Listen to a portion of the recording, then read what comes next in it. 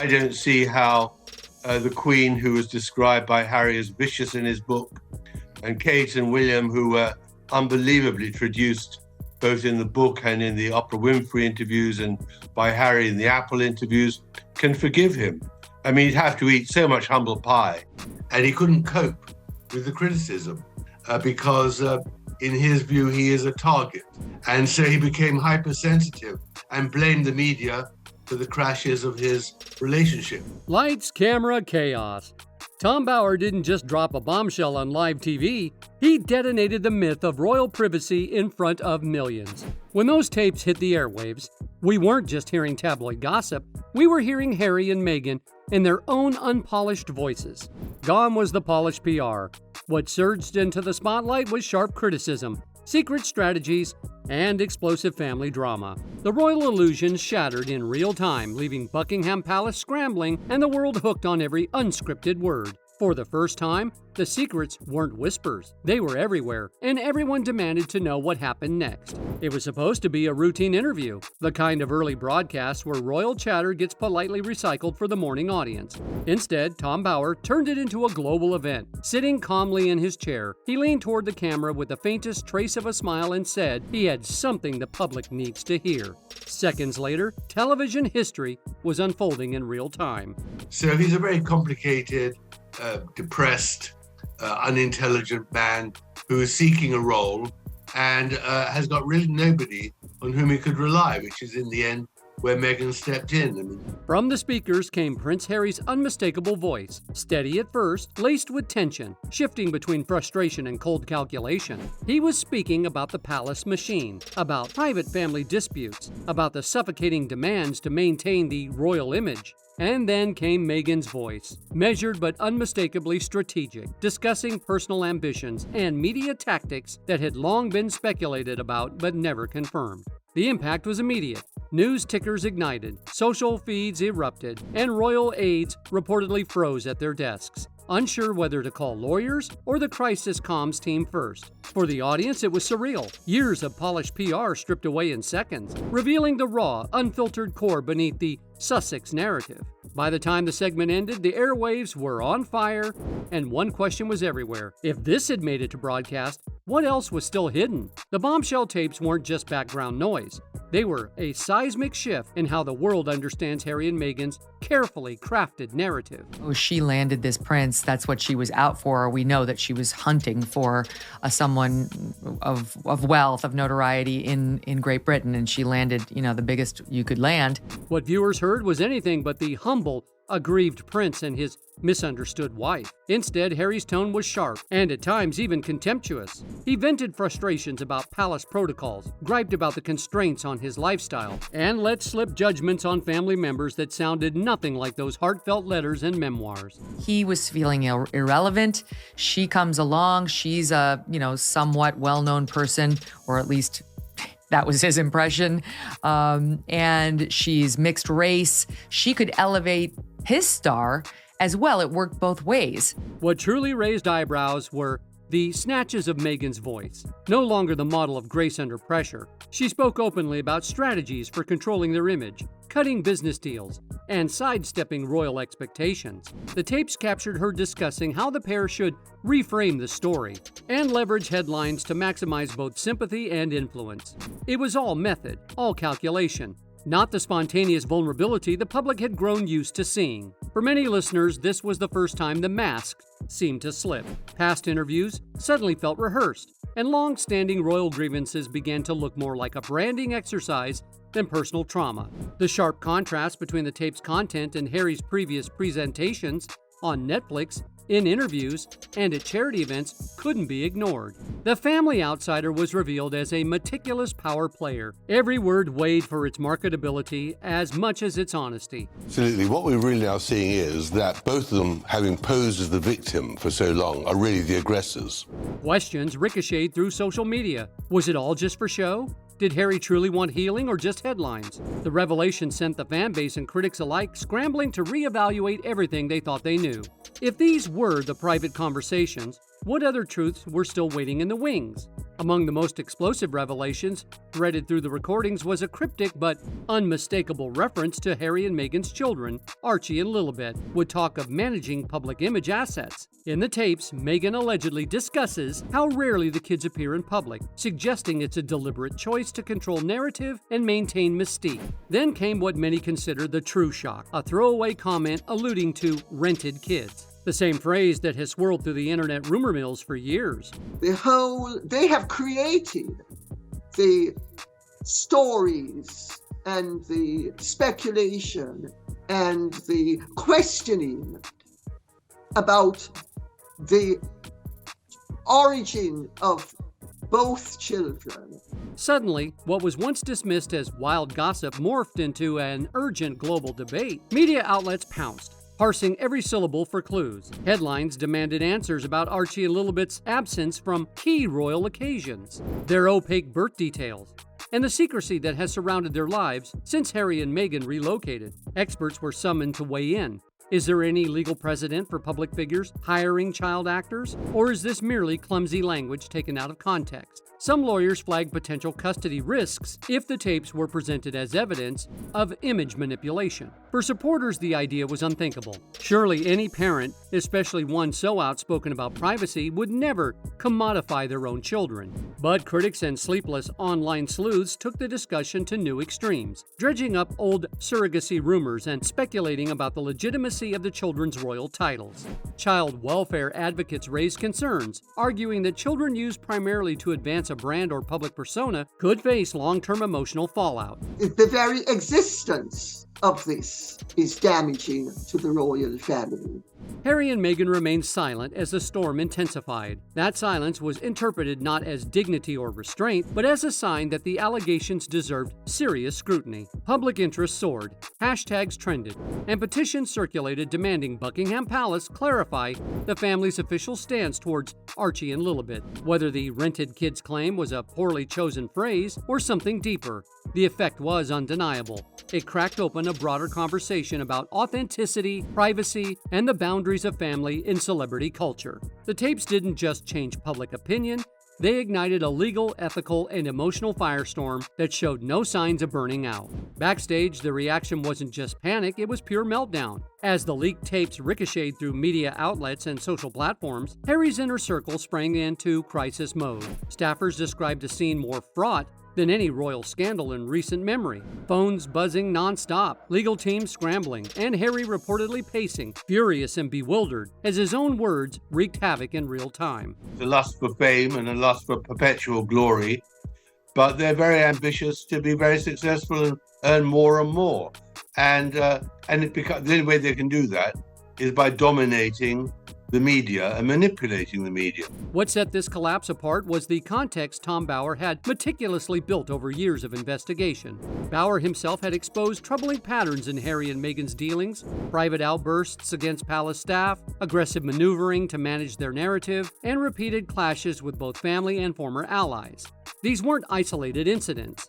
Bower's earlier books and interviews had highlighted incidents where Harry flew into fits over press headlines, strained relationships with longtime friends, and even resorted to threats when he couldn't control the story. One infamous detail Bower unearthed involved Harry's scorched earth approach in the wake of their royal exit. Accounts of heated arguments, attempted interventions by Charles and William, and even alleged ultimatums about business deals and charity affiliations. Bower had chronicled how, after moving to Montecito, the couple doubled down on secrecy, surrounding themselves with PR specialists and lawyers ready to pounce at any perceived slight or leak. These internal fissures, long papered over, now snapped into view as the latest tape stripped away any remaining facade. The fallout was more than just reputational damage. It was relational devastation. Trusted aides began seeking legal advice for themselves, worried about being scapegoated or drawn into litigation. Meghan, for her part, maintained a conspicuous silence, reportedly refusing all press inquiries and canceling scheduled appearances. For Harry, the tapes represented the collapse of the walls built to contain years of anger and resentment. The calm, vulnerable prince from documentaries was replaced by someone overwhelmed by a sense of betrayal, forced to reckon with the reality that public sympathy collapses in the face of unfiltered truth.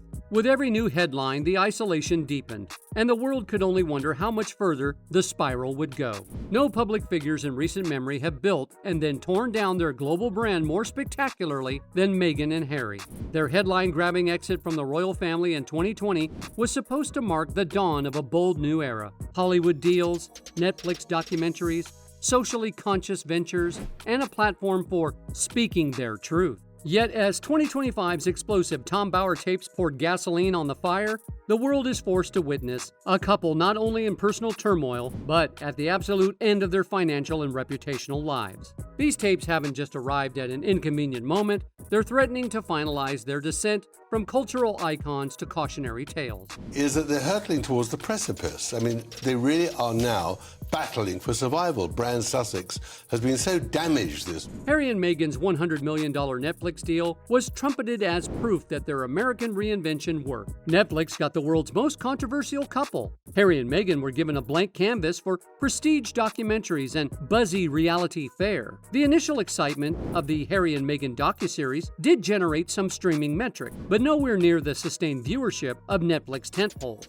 By 2023, as critics picked apart narrative contradictions and viewers failed to engage, Netflix insiders were already leaking concerns about the deal's viability. And the Wall Street Journal exposing them for achieving more cancellations and rejections than produced shows. The numbers tell a brutal story. After the initial bump, each subsequent production, part of Invictus, Meghan's failed animated series drew ever-dwindling audiences. Behind the scenes, Netflix executives reportedly became frustrated with the couple's lack of delivery and shifting creative demands. Several projects were quietly canceled. Meghan's planned children's series, Pearl, never saw daylight. By early 2024, Hollywood trade speculated that the partnership was unlikely to be renewed, and in July, Netflix finally confirmed the split. Once the global press had moved on to dissecting what went wrong, the main lesson circulated. Harry and Meghan could draw attention, but they couldn't sustain engagement. The carnage didn't end with Netflix. Spotify, which signed Meghan and Harry for an exclusive multi-year podcast deal, axed the partnership after just one season of Archetypes. Despite initial promise, Meghan's show suffered from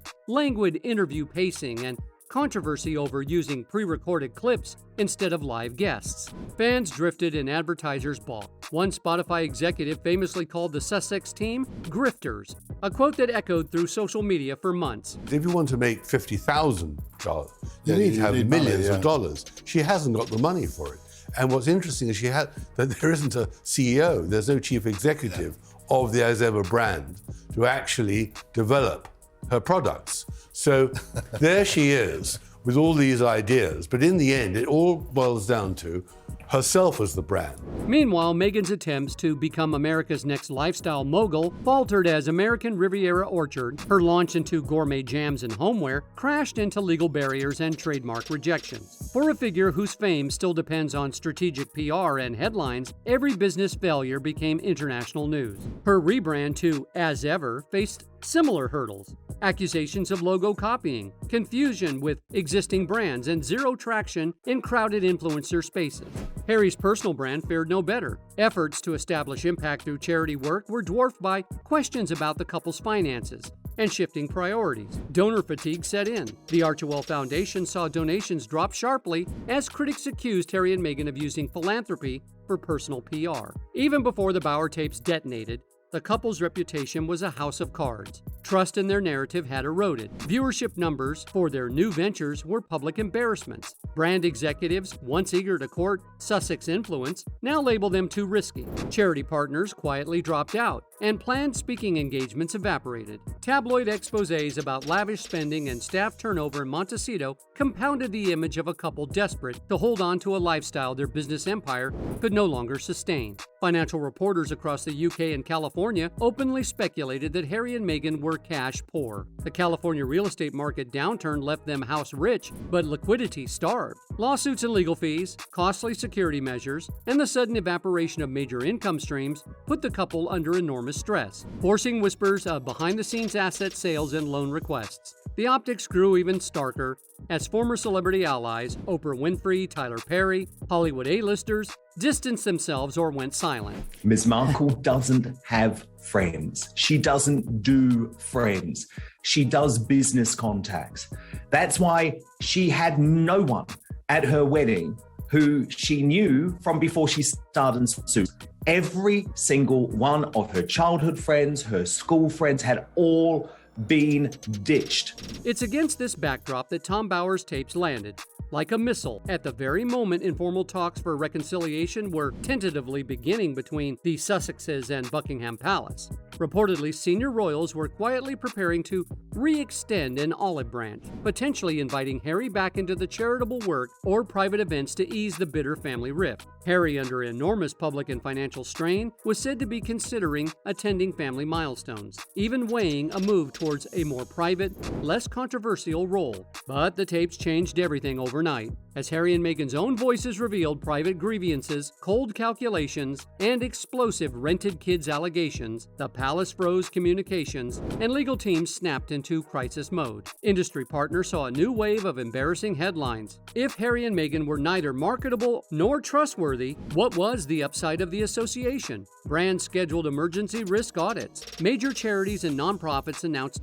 sudden policy reviews and temporary suspension of partnerships.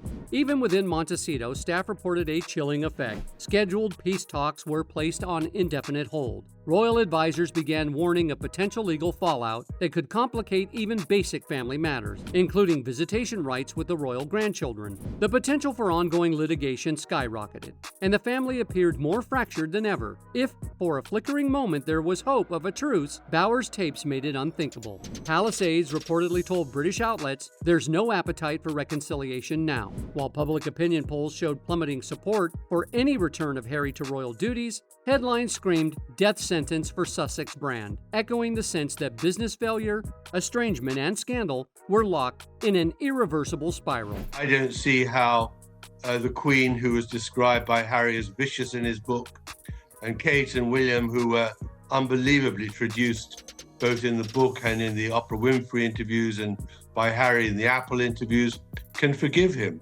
I mean, he'd have to eat so much humble pie. Harry and Meghan, now isolated on both sides of the Atlantic, face daunting choices. Business options are shrinking. With Netflix gone, Spotify iced, and every sponsorship reviewed, their earning power nosedives. Their reputation is radioactive, even for the most forgiving PR strategists. They admit recovery would take years, not months, and that depends on near total withdrawal, followed by a controlled re-entry. Family and peace are lost. The tapes are seen not just as embarrassing, but as a total betrayal. The royal institution's legendary capacity for quiet forgiveness has slammed shut. Previous Harry and Meghan controversies were often met with waves of sympathy, or at least divided public debate. The difference now? Tom Bower's tapes pull back the curtain completely. There's no room for clever rebuttal, not when raw audio evidence trumps any statement or staged interview. The intersection of fame, family, and money, and scandal is exposed for all to see. It's the worst possible timing for Harry and Meghan, not just because every door from Netflix to the palace has closed, but because without credibility or cash, even the best written apology or second act narrative can't open them again. They're not just losing money, they're losing their last chance at peace, trust, and a future in the public eye. Speaking of trust, when you think of lifestyle empires, you know exactly who their figureheads are. Gwyneth Paltrow. Instantly you picture goop, luxury wellness, clean minimalism, a consistent message. Martha Stewart? Domestic authority. The same brand DNA she's carried for decades. With Meghan Markle, that clarity has never arrived. For millions, Meghan's first real introduction was the Oprah interview, an angry, wounded figure airing deep grievances against the monarchy. The Netflix series reinforced that same tone, bitter, vengeful, defined by conflict. Then suddenly, she pivoted into homey joy, smiling in cozy sweaters, stirring pots in someone else's kitchen. A complete tonal whiplash that left audiences wondering who she actually is. And so is she going to struggle to sell this brand when we don't feel like we've seen who she truly is yet? That's the problem for her current rebrand. You can't sell a lifestyle brand when your own persona feels unstable. One day it's the Duchess of Sussex, the next it's Meghan Markle. Hollywood alumni. Even her product lines and ventures can't settle on a direction. Archetypes was launched with fanfare, then abandoned. American Riviera Orchard debuted to noise, only to face trademark chaos and rebranding into As Ever before it found its footing. Observers say this reflects a deeper lack of planning. The Sussex brand keeps pressing launch before there's any real infrastructure in place. Before, as one critic put it, there's even fuel in the rocket. It feels relentless, yes, but not in the deliberate, strategic way. More like a young actress racing from audition to audition, hoping the next project will be the breakout, without building a foundation strong enough to sustain it. This scattershot approach erodes trust. Consumers, investors, even fans are wary of buying into an identity that seems to change with the news cycle. Without a clear, consistent Meghan, the lifestyle pitch collapses before it even reaches potential buyers. In branding, uncertainty is the kiss of death. As the dust settles, one thing is clear. The curtain has been pulled back on the Sussex story, revealing more questions than answers. The bombshell tapes, the failed ventures, and the shattered reputation leave Harry and Meghan at a crossroads where there's nowhere left to hide. Brands have backed away, the palace reinforced its walls, and the public's trust has all but evaporated. Whether they choose retreat, reinvention, or defiant comeback, the stakes couldn't be higher. For the world watching, this isn't just the end of a chapter, it's the moment the narrative finally runs out of second chances.